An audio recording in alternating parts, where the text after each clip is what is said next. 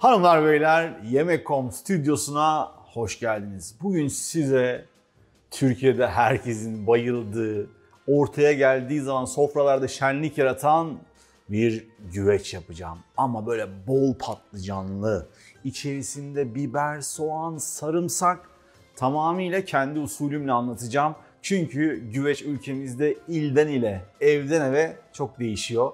Ben size çok temel bilgiler vereceğim. Sizler benim bilgilerimden kendi sevdiğiniz ürünlerle kendinize ait güveçleri de yapabilirsiniz ama benim güveci de mutlaka deneyin. Öncelikle ihtiyacımız olan toprak güveç. Eğer ki evinizde toprak güveç yoksa bu tarifi tencerede yapabilirsiniz ama o zaman bir tencere yemeği oluyor. Güveç olmuyor. O nedenle mutlaka toprak güvece ihtiyacımız var. Toprak güvecin de içinin sırlı olması gerekiyor. Eğer ki içi de dışıyla aynı renkse o güveçler pek işinizi görmez. O nedenle mutlaka sırlı güveç olsun. Bir de yakınınızda odun fırını falan varsa bu tarifi bir de orada pişirtirseniz tadından yenmez. Hadi patlıcanlarla işe başlayalım. Ne dedik? Patlıcanlı bir güveç yapacağız. O yüzden patlıcanımız bol. Patatesini kesiyoruz. Şimdi patlıcanı tamamen soymuyoruz. Alacalı soyacağız ama az alacalı. Yani şöyle dört köşesinden birazcık almanız yeterli. Neden? Patlıcanın kabuğuna da ihtiyacımız var. Eğer ki patlıcanı tamamen soyarsak patlıcanımız güvecin ısısıyla, içerisindeki sıvıyla eriyip gider.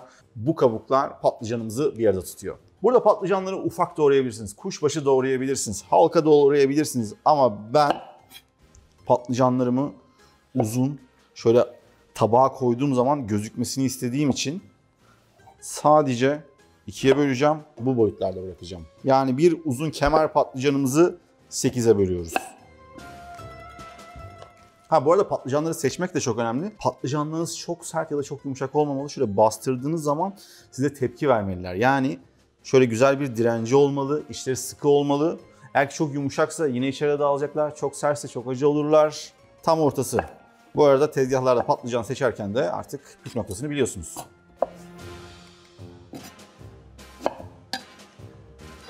Şimdi patlıcanlarımızı bolca tuzlayacağız. Neden? Çünkü hem içlerindeki fazla acı suyu dışarı verecekler, daha böyle sıkışık hale gelecekler. Böylelikle patlıcanlarımızın sertliği, diriliği yerinde kalacak. Bu haliyle patlıcan acı değildir, güvece atabilirsiniz ama patlıcanlarınız çok fazla yer. O nedenle öncesinde mutlaka tuzlayıp birazcık soğuk suda bekletmek gerekiyor. Bolca tuz, suya gidecek zaten çoğu. Sıkacağız sonrasında. O yüzden tuzdan çekinmeyin. İyice patlıcanları harmanlayın. Her yerleri tuza değsin. Bu içteki acı suyun dışarı çıkmasını sağlayacak. Mesela bu işlemi başka sebzelerde uygulayabiliriz. Mesela güzel bir cacık yapmak istiyorsunuz. Salatalığınızı birazcık tuzlayın. Sonra soğuk sudan geçirin, sıkın. Ondan sonra yoğurda katın. Bir de o cacığın tadına bakın. Sonra beni anarsınız. Şimdi bunlara soğuk suyu çekelim. Beklesinler. Patlıcanların suyun içerisinde kalması için de üzerine bir kapak bastıralım. Ve bizi burada beklesinler. Şimdi artık biz de güvecimizi oluşturmaya başlayalım. Ben tabanda kuyruk yağı seviyorum. Kuyruk yağı sevmiyorsanız tereyağı, zeytinyağı kullanabilirsiniz. Kuyruk yağımızı hafiften kalın yerlerini daha ince hale getireceğim. Böylelikle tabanda da güzel bir koruma sağlayacak. Ben hiç et koymayacağım ama biraz da et tadı gelsin istiyorum diyorsanız sadece kuyruk yağıyla da yapabilirsiniz. Kuyruk yağı asla hiçbir şekilde tabağıma bir yerden gelmesin diyorsanız büyük parça halinde de koyabilirsiniz. Sınırsız opsiyon veriyorum ya tariflerde. Sizin yapmanız gereken tek şey var. Abone olmak. Abone olmadan izleyenler, lafım sadece size. Şimdi bu yağ parçalarını güzelce güvecin tabanına dizelim. Güzelce yağımızı yerleştirdik. Şimdi normal şartlarda eğer ki güvecinizde soğan kullanmıyorsanız doğruca et. Ama ben soğan da kullanacağım. Bir tane böyle büyük iri soğanım var. Çok seviyorsanız 2, 3. Ne kadar soğan o kadar lezzetli diyenlerdenseniz 5. Soğan güveci yapabilirsiniz. Bunun içerisine 1 kilo kadar arpacık soğan gömebilirsiniz. Güveç gerçekten bir derya.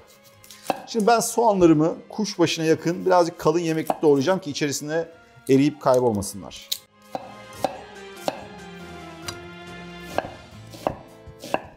Şimdi soğanlarımızı da şöyle güzelce yağların üzerine yayalım. Bakın böyle atıp geçmiyorum. Mutlaka her yere eşit gelsin diye uğraşıyorum. Bazen böyle ufak detaylar yemeğinize çok büyük lezzet farklılıklarına neden olur. Soğanlardan sonra kuzu eti. Şart değil ama olursa mükemmel olur. 300 gram kadar kuzu eti kullanacağım. Bu kocaman güveç için. Yine etler güzelce yayılacak. Tek kat. Üst üste getirmiyoruz etleri. Etlerden sonra şimdi patlıcanları dizmek gerekiyor ama patlıcanlarımızın hala bir 5-10 dakika dinlenmesi lazım. Gelin biz de orada domates sosumuzu hazırlayalım. Ben güveçte neyi sevmem biliyor musunuz? Salçalı suyu sevmem.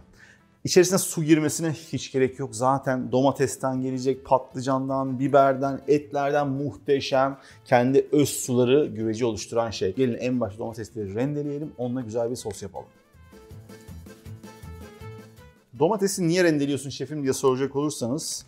Şimdi eğer ki kabuklu kullanırsak domatesi güvecin içerisinde inanılmaz bir domates kabuğu birikmesi oluyor. Kabuksuz kullandığımız zaman da domatesimiz zaten eriyip gidiyor. O nedenle hem en başında işimizi kolaylaştırsın hem de sosumuzu lezzetlendirsin diye ben rende kullanıyorum. Evet, domates rendemiz tamam. Şimdi sosu domates rende suyunun içerisinde yapacağız.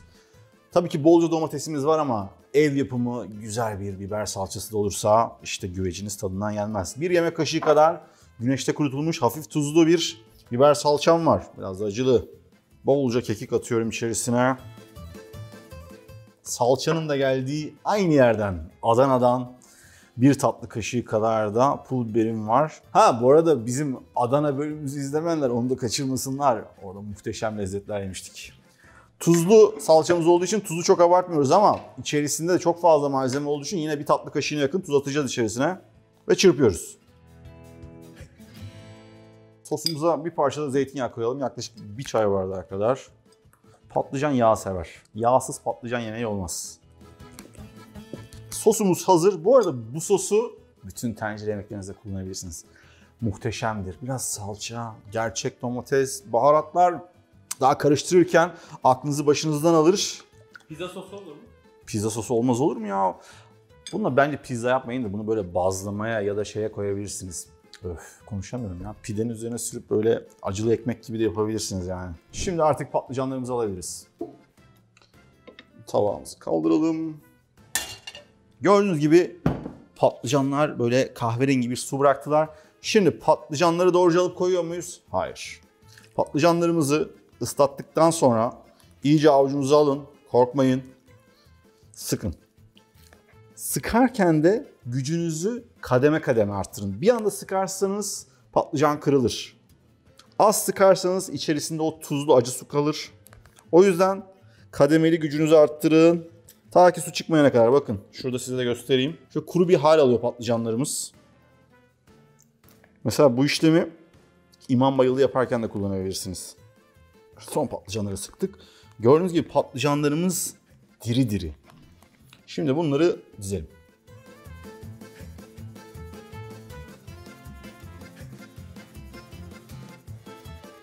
Patlıcanları da iyice aralarında hiç boşluk kalmayacak şekilde etlerin üzerine kapattık.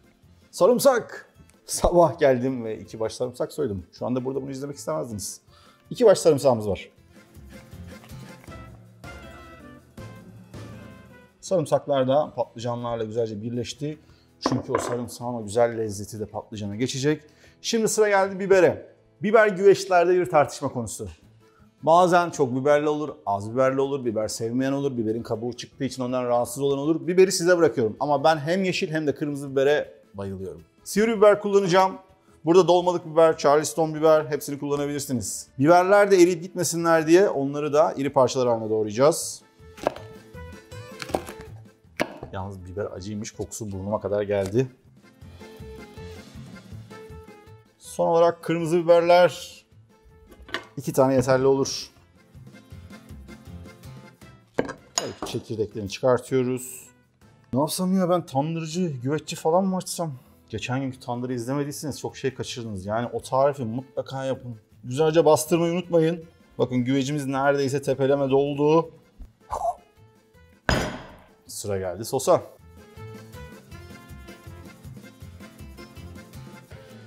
Sos güzelce üstünü kapatsın. Aralardan şimdi o bütün lezzetli sular tabana doğru gidiyor. Lezzet birazcık daha arttıracağız. Ne yalan söyleyeyim, beni durduramazsınız. Biraz da tereyağı koyacağım. Madem güveç yiyeceğiz, tam olsun. Fırını ısıttım. Fırınım şu anda tam 220 derecede sıcak. Birazdan fırını 180'e alacağım ama öncesinde yüksek ısıtıyorum. Hemen fırına atabilir miyiz? Atabiliriz. Ama bir püf noktası neden daha göstermeyeyim. Şimdi üzerine en başta biraz yağlı kağıt koyarsak nemi içeride hapsetmiş oluruz. Yağlı kağıdı ne yapıyoruz? Islatıyoruz. Bunu nereden biliyorsunuz? Bilenler yorumlara yazsın. Şimdi şöyle güzelce kapatalım. Mahallede odun fırını vardır. Pişiriyorlardır. Al bunu gönder. Odun fırınında 1-1,5 saate hazır. Ev fırınlarında 2-2,5 saati bulabilir. Malzemeye göre, güvece göre. Fark ettiyseniz size malzeme saymadım çok fazla. Çünkü benim güvecim epey büyük bir güveç. İçerisine yaklaşık 2 kiloya yakın patlıcan aldı, 1 kiloya yakın domates, yarımşar kilo biber, tabanında 300-400 gram kadar kuzu eti, yaklaşık 100-150 gram kadar kuyruk yağı var bunun içerisinde. Sizler kendi evinizdeki güveçlere göre tarifin malzemelerini azaltıp çoğaltabilirsiniz. Kapağı yoksa güvecinizin, bazı güveçler kapaksız satılıyor. Kapağı yoksa alüminyum folyo ile sarıp fırına atabilirsiniz ama benimkinin kapağı da var. Hazır. Fırına. Fırının tabanına yerleştiriyorum.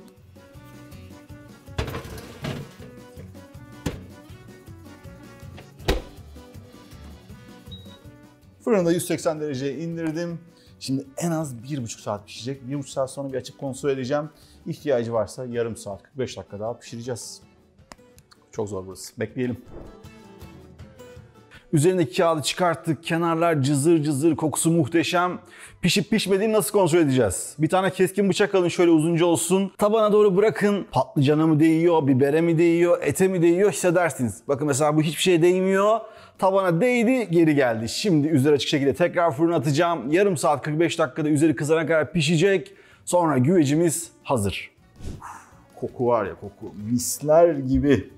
Biraz da dinlenmesi gerekiyor. Fırından çıkarttıktan sonra da kapağını kapatarak yarım saat dinlendirirseniz o tüm lezzetler içeriye tekrar akacaklar. Soğuması imkansız zaten. Yani şunun soğuması 2 saat falan bulur. Çok soğursa tekrar fırına atabilirsiniz. Sarımsaklar. Bak şu sarımsağı size ayrıca göstermek istiyorum tabakta. Sarımsağın güzelliğine bakar mısınız? Püre gibi. Her şeyden azar azar koyalım. Bakın patlıcanlarımız hiç erimemişler. Bunun yanına bir pilav, bir cacık, bir salata oldu bitti. Bakın etlerimiz de muazzam piştiler. Şöyle kaşığın arkasıyla bastıracağım. Ezildiğini göreceksiniz. Güveçte anlattığım tüm püf noktalar işte bunun içinde. Kat kat koyduğumuz tüm sebzeler, fark ettiyseniz tabağa alırken ne dağıldılar ne patladılar. Oldukları gibi duruyorlar. Bütün lezzeti içine çekmişler. Sarımsak kokusu her yere dağılmış.